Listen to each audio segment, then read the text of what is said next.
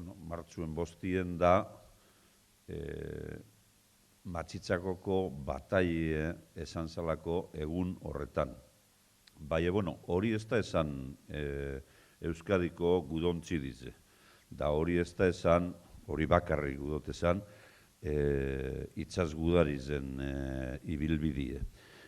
Itzal Euskadiko gudontzi dize sortu zen biharrezan batzuk egon zilako, eta horre biharrezanak esan ziren alde batetik portu nagozizetako blokeue kentzie, eta horretarako biharrezan da lelau alde batetik minek dragatie edo minek garbitzutie uretatik, eta beste alde batetik etorri eta zuten ziren barkuek ekarten guretzako biberak edo produktuek edo fabriketarako materizek eta bar, horreri eskolti emoteko ur internazionaletatik portuetara eta portuetatik ur internazionaletara.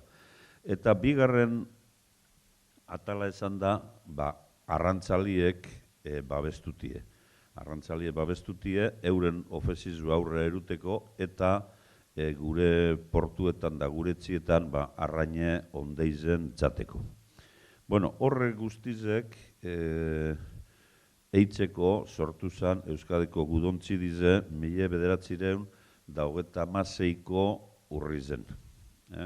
Gero hor, hainbeste gauze pasazien, gerrako barko alemanakaz, espainolakaz, eta bar, eta punto algido bat bihar bada, esan zen, hau gaur ospatu ez, gaur esan zen hori Matxakoko bataie. Euskadiko gudontzi dizen, okin bidu kontuen, esan zinela 900 bat lagun danatara, enbarkazinutan, ofezinetan, eta bar.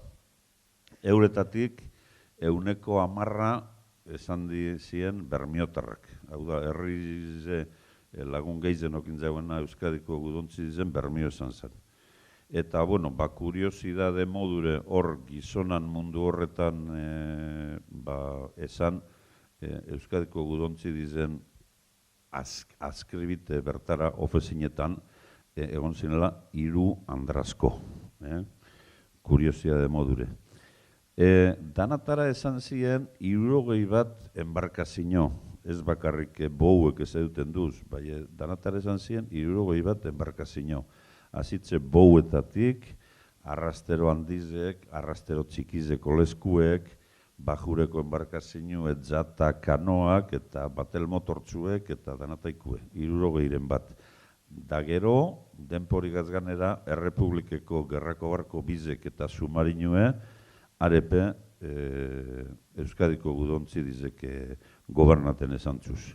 Orduen hori guztize esan zan, eta hori bihar bada omendu bidu hori jente guztize, hori organizazio guztize, ze horretako balio zan dau. Bat, gure jentiri arraine esfaltateko alegin egitzeko, eta produktuek, biberak, fabriketako elementuek, eta horrek okitzeko hemen. Eta, badakigu bostien zerpasa zan, esan zan bataie bat, esaten dalez, David Goliaten kontra, eta kasu honetan ezauen irebazi Davidek, irebazi zauen Goliatek, irebazi zauen txarrak.